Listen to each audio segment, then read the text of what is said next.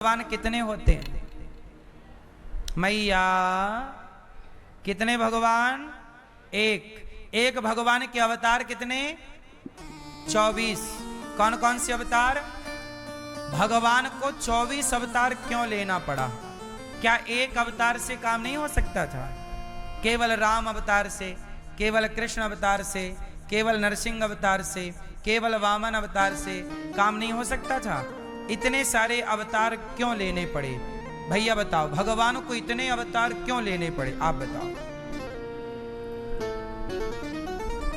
बैठे बैठे उत्तर देना। भगवान को इतने अवतार क्यों लेने पड़े? उत्तर जोर से।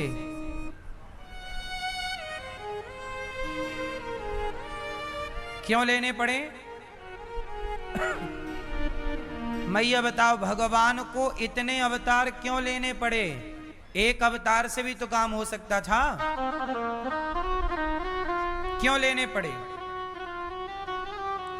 क्योंकि एक अवतार से काम नहीं हो सकता था। अब सुनो, अवतार क्यों लेना पड़ा? सुनो, सबसे मुख्य बात समझो। एक बार भगवान ने खंबा तोड़कर अवतार लिया। नाम क्या पड़ा? नरसिंह भगवान। क्यों लेना पड़ा? क्योंकि एक राक्षस था, प्रहलाद के पिता हिरण्यकशिपु। हिरण्यकशिपु कैसे थे? हिरण्यकश्यप ने वरदान मांगा ब्रह्मा जी से, ना मैं दिन को मरूं, ना रात को मरूं, ना ब्रह्मा के बनाए किसी व्यक्ति से ना मरूं, ना अस्त्र से मरूं, ना शस्त्र से। तब उसके वरदान के अकॉर्डिंग भगवान को एक अपने को नए तरीके से डिजाइन करना पड़ा। उसने वरदान मांगा, ना मैं मनुष्य से मरूं, ना देवताओं से मरूं, ना जानवर से मरूं। तब भगवान ने अवतार कैसा लिया? ना वो मनुष्य है, ना वो जानवर है। तो नर सिंह, आधा नर आधा सिंह, तो आधा 50-50 किया। वरदान मांगा था तो उस हिसाब से काम करना था। क्यों भैया? बात सही है। नरसिंह, अब नरसिंह भगवान ने आकर हिरण्यकश्यपु को मारा। अब सुनो, एक दूसरा रावण नाम का एक राक्षस, रावण ने वरदान मांगा कि मैं मनुष्य के हाथ मरूं। किसके हाथ मरूं? तो रावण के लिए यदि भगवान नरसिंह बनकर आते तो रावण वरदान के अकॉर्डिंग नरसिंह जी से नहीं मर सकता था। मर तो सब भगवान तो मार ही सकते, पर वरदान की भी तो मर्यादाएं रखनी है। ने क्या वरदान मांगा? हम मनुष्य के हाथ मरें। अब मनुष्य तो कोई भी निपटा दे, पर नहीं, जिसके अंदर मनुष्यता है वही ना मनुष्य है। तब भगवान नरसिंह बनकर आए हिरण्यकश्यपु को मारने, और वही भगवान रावण को मारने मनुष्य बनकर आए। राम हैं भगवान, पर मनुष्य बनकर मनुष्य की लीला कर रहे हैं। इसलिए पत्नी चोरी हो गई तो रो रहे हैं। जैसे आपकी पत्नी कहीं चली जाए तो आप रोने लग जाए, कहां चली गई, कहां चली गई। आपकी जाएगी तो रोओगे कि नहीं रोओगे? हैं? कि चाहोगे ठीक चली गई?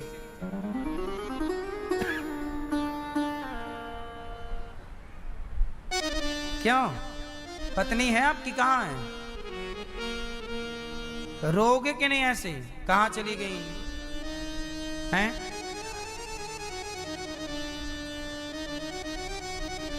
सुनो, राम जी पूरी मनुष्यों की लीला कर रहे हैं। मनुष्य बने ना भैया, लीला करनी है, बने मनुष्य हैं। विप्रधेनु सुर संतहित लीन मनुज अवतार। अच्छा सुनो, ये पूरी कथा भागवत जी की है। मैं आपको जो विस्तार दे रहा हूं वो भागवत जी में बहुत लीलाएं विस्तार से हैं, पर मैं आपको समझ में आए इस तरीके से समझा रहा हूं। है वही बात। सुनो, एक बार क्या हुआ, भगवान ने एक अवतार लिया, वामन। क्या बन गए भगवान? जोर से मैया, क्या बने भगवान? हैं? वामन। किसके लिए बने? राजा बलि 99 यज्ञ पूरा कर रहे हैं, 100वां करने जा रहे हैं। तो राजावली के दरबार पर भीख मांगने आ गए वामन। अब जो काम वामन भगवान कर सकते हैं वो काम राम नहीं कर सकते। वामन भगवान दरबार में जाके राजावली से क्या मांग रहे हैं? भिक्षा। 3 पग भूमि दे दे भैया। क्या दे दे? अब क्या राम भिखारी बन सकते हैं?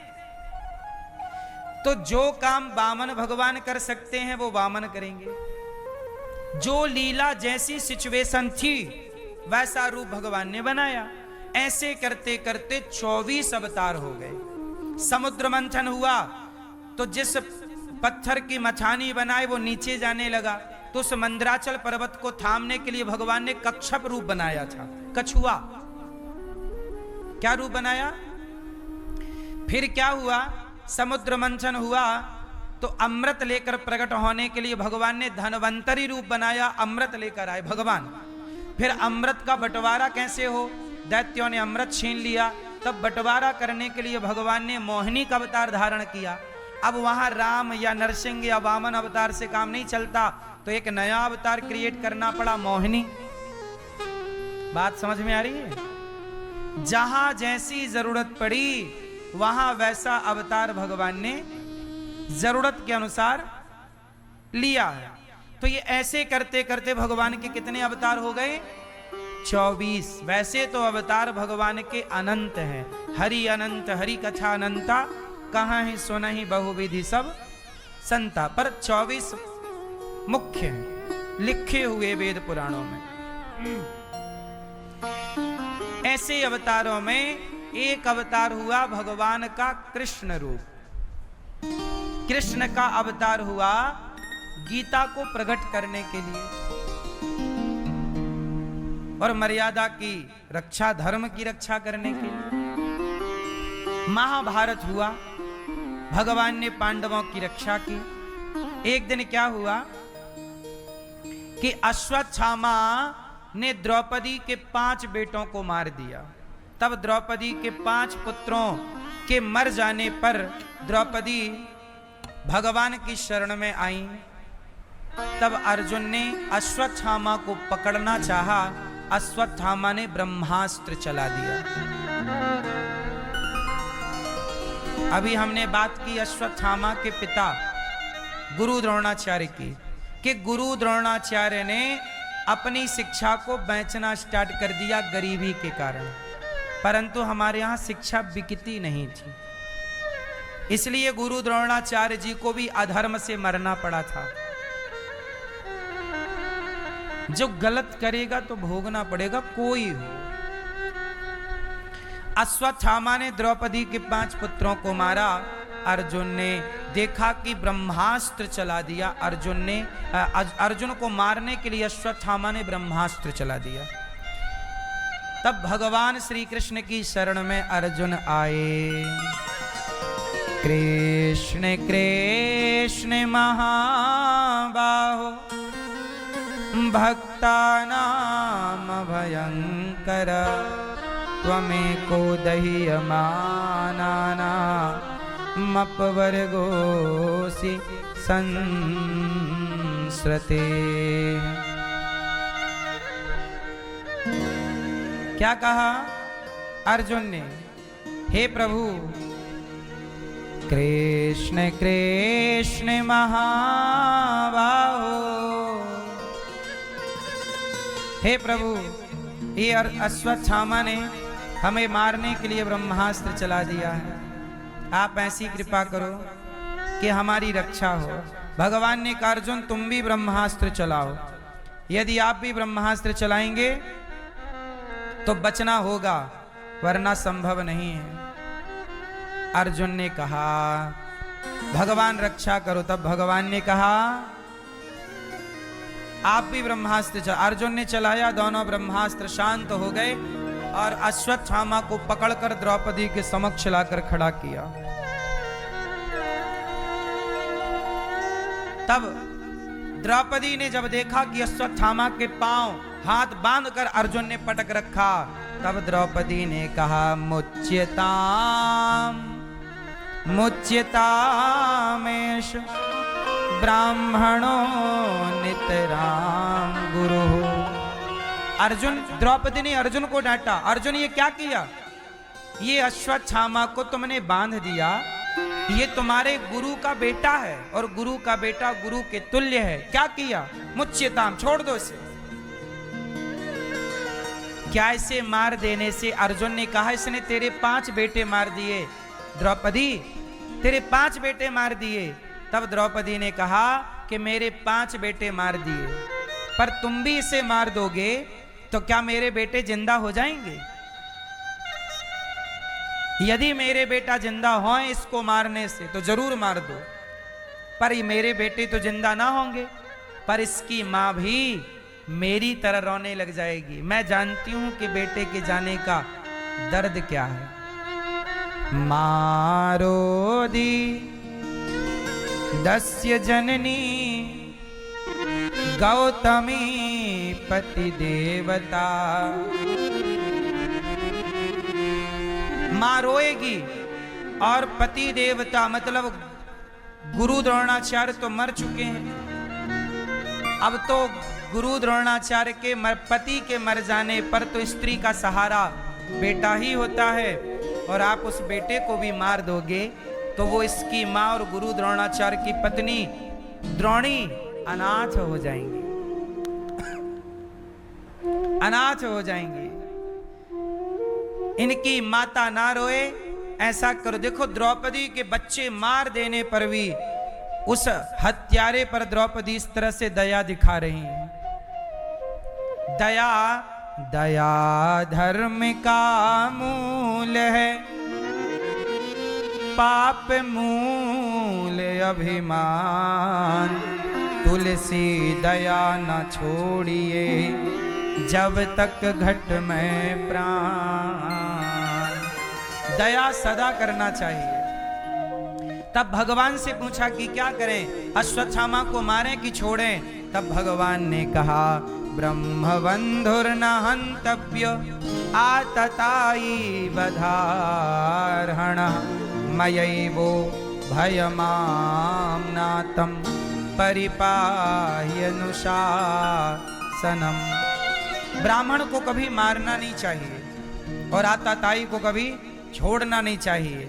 ये जन्म से ब्राह्मण है पर कर्मों से आताताई है, से छोड़ दो। अश्वत्थामा को उसके सिर की मणि निकालकर छोड़ दिया गया।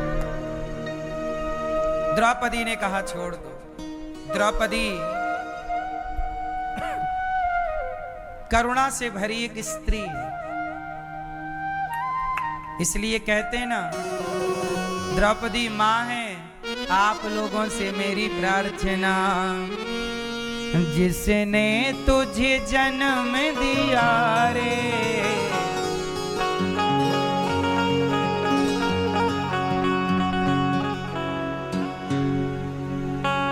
माँ बाप से बढ़ कर जग में कोई दूजा नहीं खजाना। जिसने तुझे जन्म दिया रे, दिल उसका नहीं दुखाना। जिसने तुझे जन्म दिया रे, दिल उसका नहीं दुखाना। अच्छा कहते हैं ना कि जिसको औलाद ने मारा, अरे वक्त भला क्या मारे, जिसको औलाद ने मारा। है ना?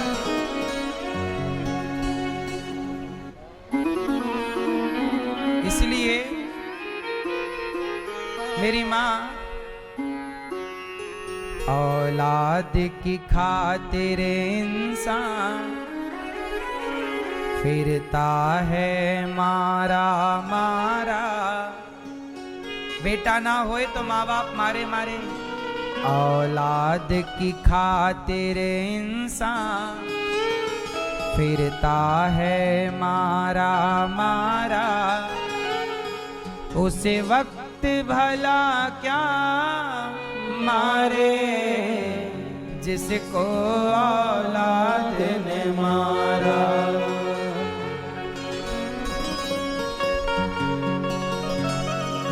क्या बताएं,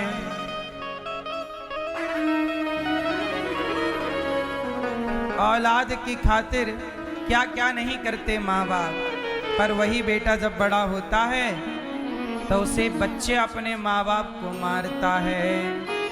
उसे वक्त भला क्या मारे, जिसको औलाद ने मारा। जिनकी खुशियों की खातिर रातों की नींद गवाई,